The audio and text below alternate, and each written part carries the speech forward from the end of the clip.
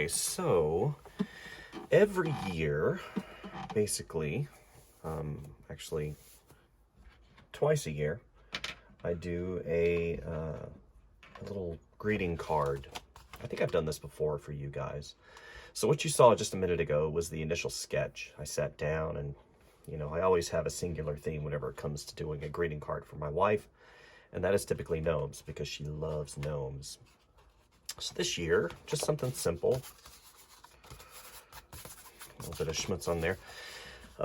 Something simple, just a gnome sitting on laying on a mushroom with a single cupcake.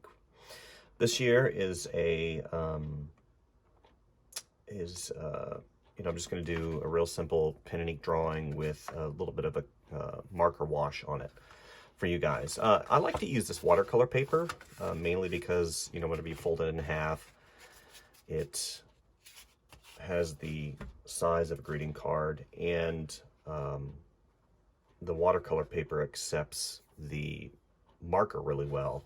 And at the end of the day, it's a nice little keepsake. Here's an example of some of the past greeting cards I've done. Here's one that I did a few years back, just something simple, happy gnome, beautiful day, and the name of my fictional greeting card company, Shooting Star Greetings. And here's another one I did a few years back. I've done many different greeting cards. And again, it says, your coffee may run out, but your youth never will. And again, my little company, Shooting Star Greetings, this is in 2019. That's my copyright symbol. Anyway, something simple, just a nice little keepsake. And she really enjoys these. So now that I've got my blue line in, what I do is I go back with my little rubber / plastic eraser, and I go in and I get rid of some of the blue line sketch that's in there, because I don't want that to shine or show too much through. But since it is really light, I draw really light, I don't really have an issue. So I like using, you guys know, or those of you who don't, I like using these Sakura brush pens. I couldn't find my tape. What I recommend you guys is to tape it up, using painter's tape. So I've had an issue recently with the Pigma ink. I'm not sure if this is, it doesn't dry very quickly. So we're going to use this one today. And what's really great about using textured paper is, what I really like about it, number one, is it's got a stiffness to it, so I don't have to worry about it looking like it's not professional whenever I give it to her. And she knows that I do these. She really appreciates these.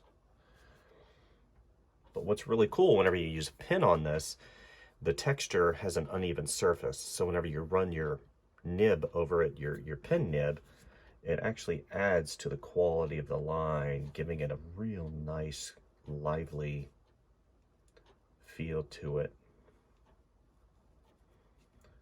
And it just really adds, I think, to the overall pleasantness of the line work.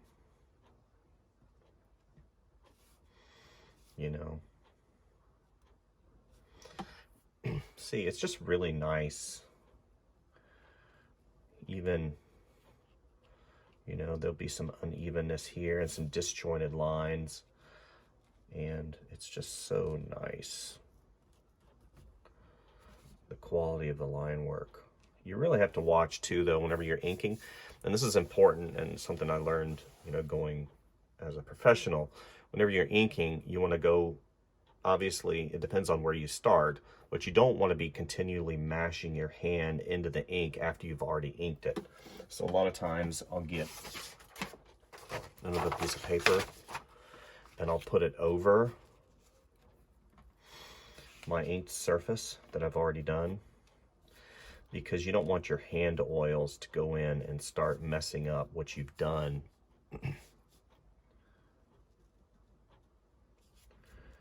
You know, I'm not going in and so much tracing as I am finding the line of what I've done.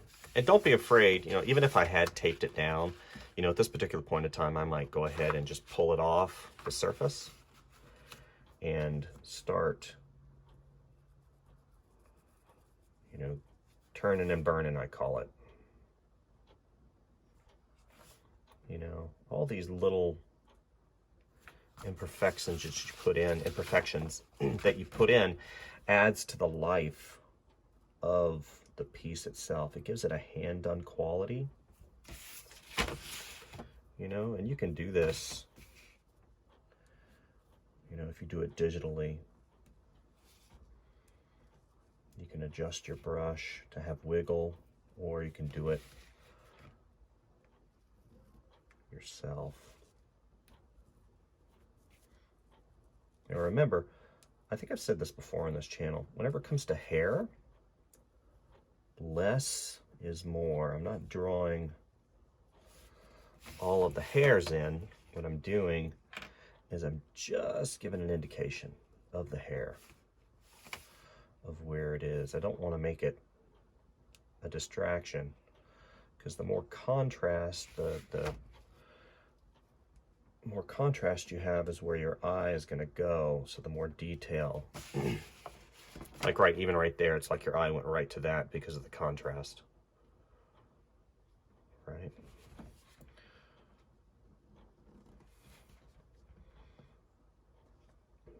There was a particular point in my life where I wanted to be a greeting card artist,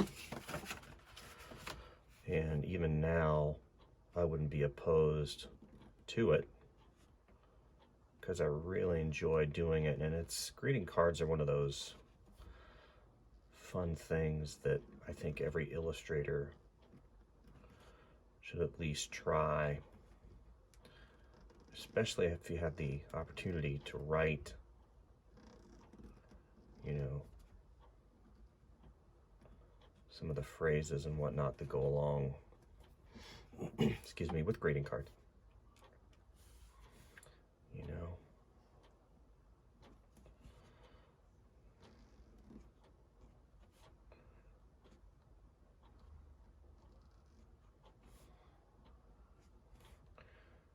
yeah, this is, like I said, fun.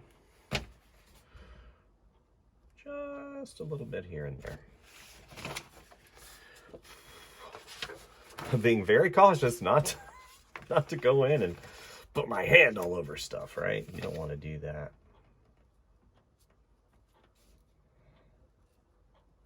You know. Okay, so let's go up here.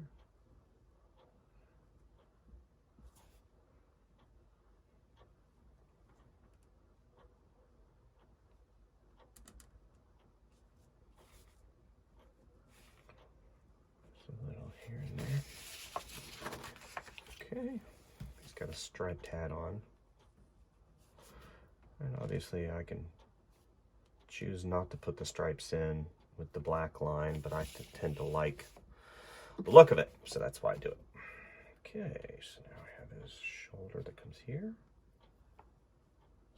A little variation line. Whenever you have two overlapping forms, that line is going to be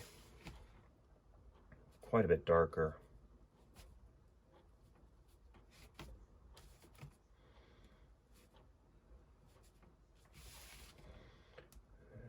It's going to be in front.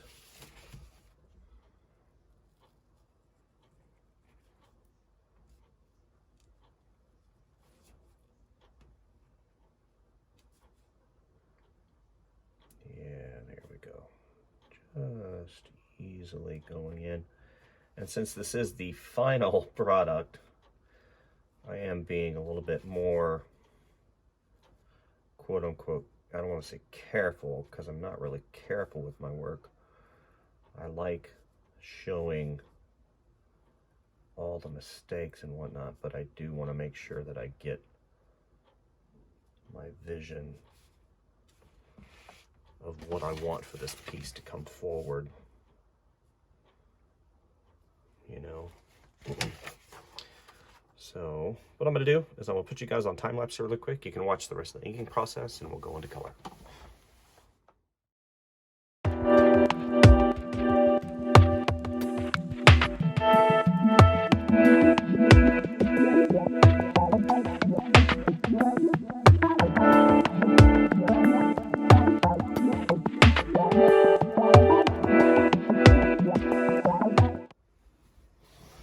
Okay, so I have pretty much wrapped up the ink work.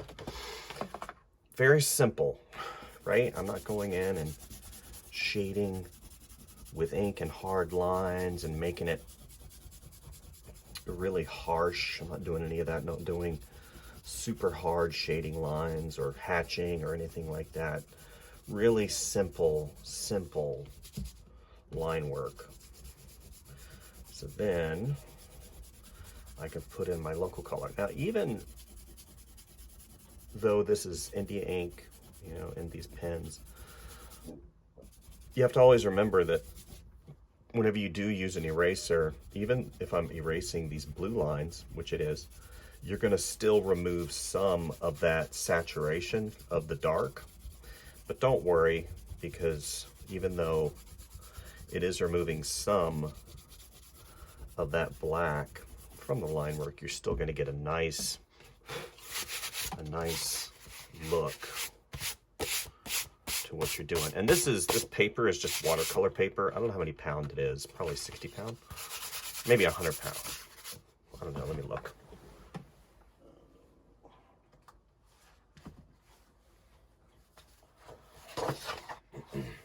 It's just this right here, got it from Hobby Lobby. It's 140 pound, 9 by 12. You know, I paid $6 and then I think I got 40% off of that. So I didn't really pay anything for the paper. Very little for the paper. So now that I've got my line work finished, I can go in and start putting in my local color. So those of you who have heard that terminology before, local color, it is color that is without light or shadow on it. And you'll see as I go in and I start putting in the color, what I'll do, it's kind of a method that I've used. Whoops, I forgot one little spot there. I don't want that in there. There we go. Not too bad, huh? All right, so these are red mushrooms with white spots. So I'm going to start out with those. Today we're going to use a multitude of markers.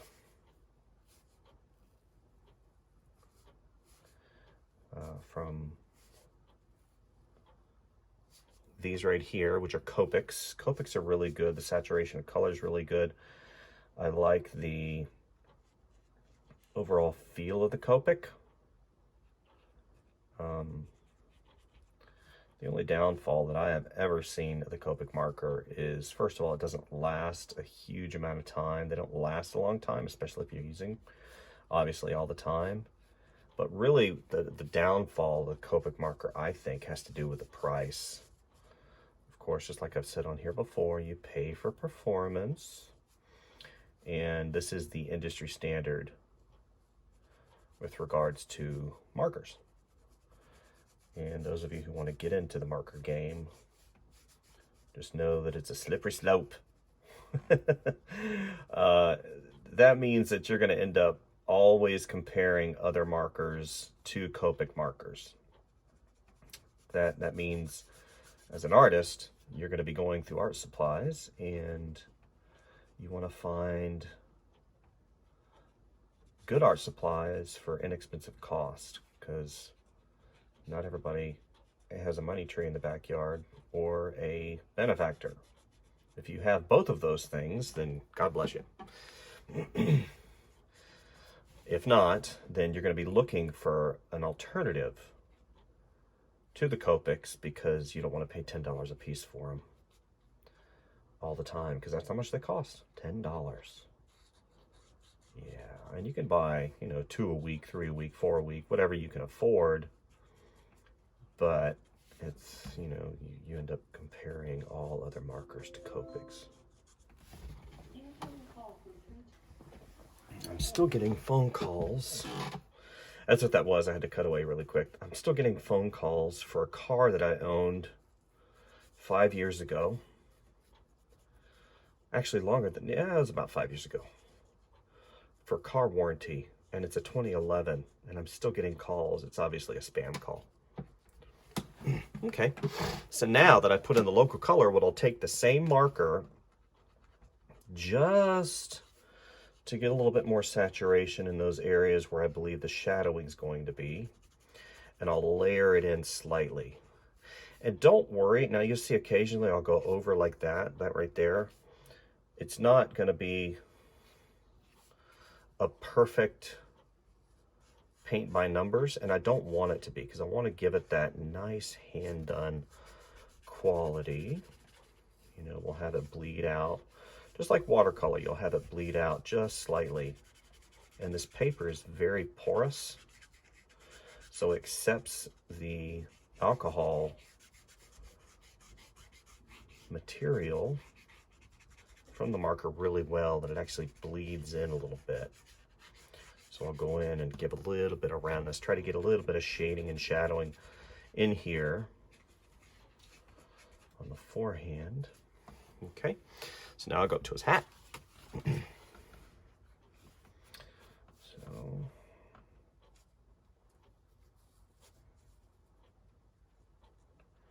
I don't know if you guys are still getting them. So many political calls. Oh my gosh, it was so many political calls.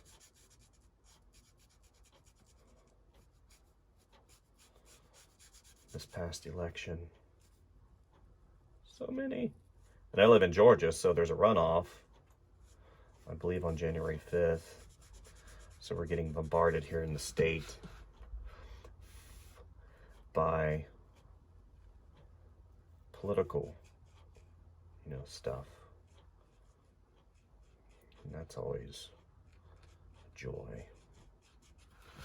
Okay, not bad. Now I look for the rest. I look at the rest of the piece and I'm like, okay, what color do I want to put in next? So what I'm going to do is I'm going to go ahead and put you on time lapse, and you're going to see me put in the local color, and then I'll start back with the shadowing and shading.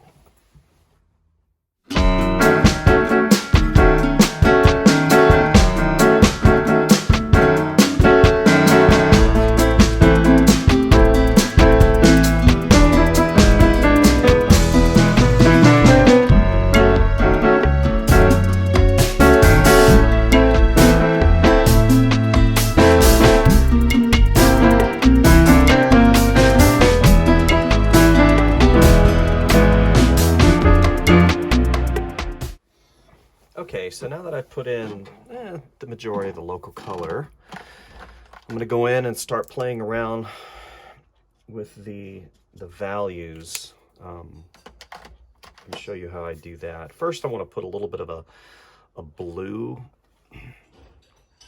Which blue do I use? I've had some issues with blue. Blue tends to run out pretty quickly on me. So, yeah, this one will do nicely.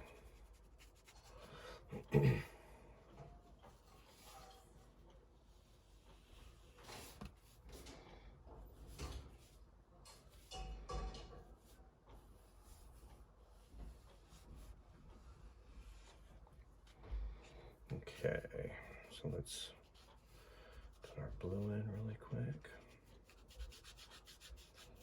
If you notice too, whenever I use my markers, especially with this textured paper, it'll bring out the texture if I go too quickly. So I don't want to go too quick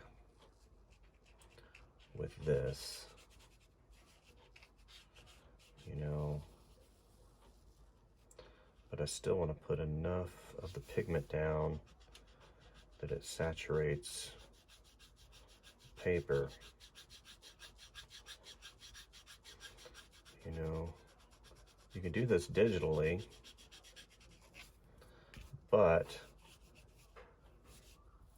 you know, doing it traditionally for me is therapeutic, especially you know, since I do digital stuff all the time, just like digital this, digital that, and doing it this way helps me touch, you know, touch the artwork.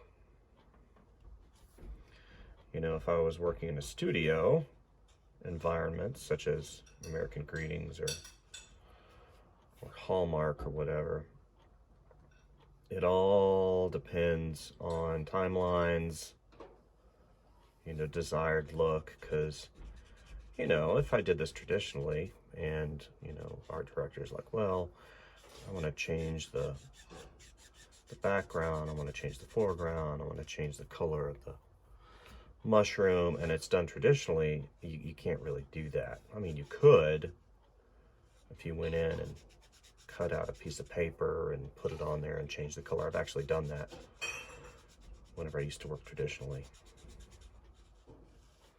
So let's do this. Get a little bit of just breaking that plane a little bit. I like that. Gives it kind of a brush quality.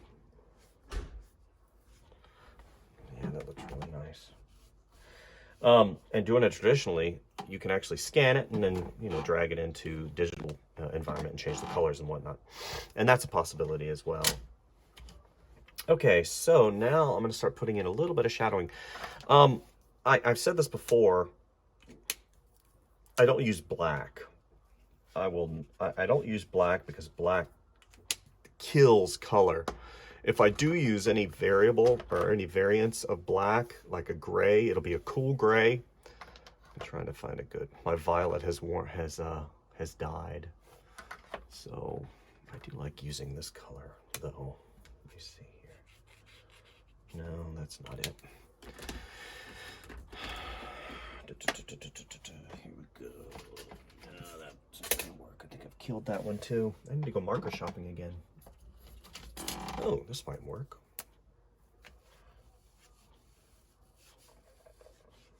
No, that's not quite what I wanted. I really want my lilac and my violet. I killed my markers. See, what's cool about, you know, lilac and violet, they're still cool. Oh, come on. I killed it. Yeah, that marker's pretty much dead.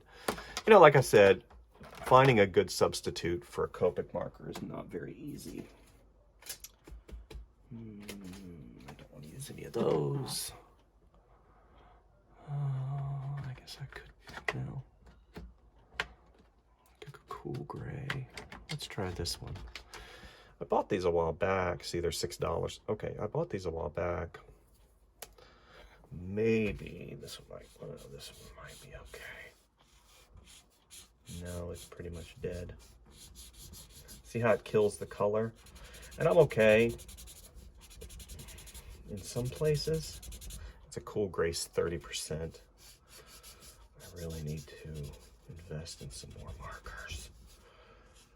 See, put a little bit of value in his beard.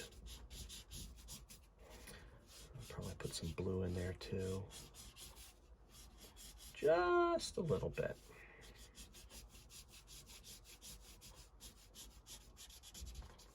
Yeah, maybe underneath. Yeah, that's nice. And what it does is it gives it a nice, you know, kind of a finishing feel without being heavy-handed. It still looks traditional.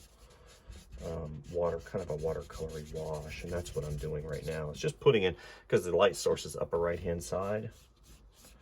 Again, I'm not getting too in there. So even that little shadow right there. Yeah. That's pretty nice, right? Yeah. Okay. And then, of course, you can do finishing with color pencils. Alrighty.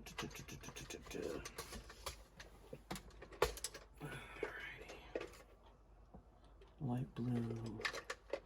Light blue. A little bit of, and white kills color too, so I don't want to put too much on there.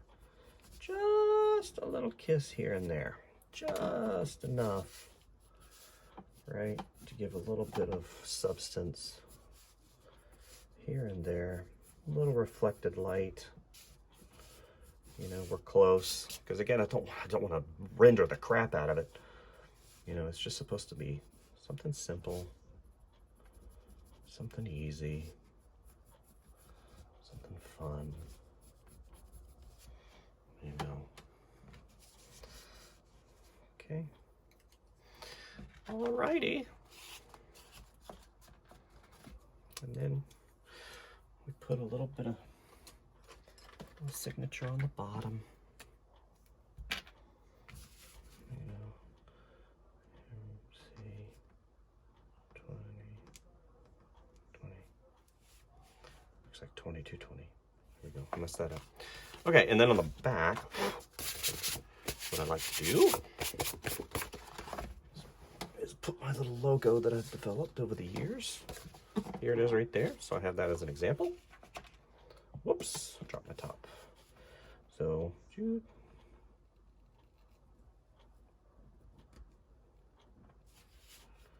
H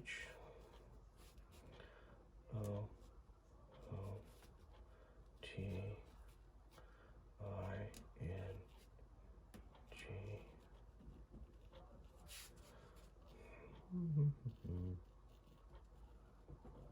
That's always one of my weaknesses.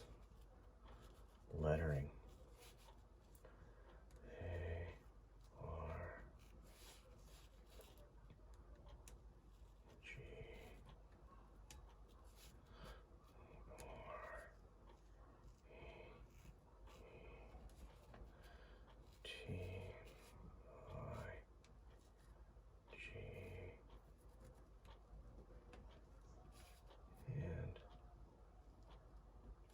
Yes. Greetings. Let me put the little cheat.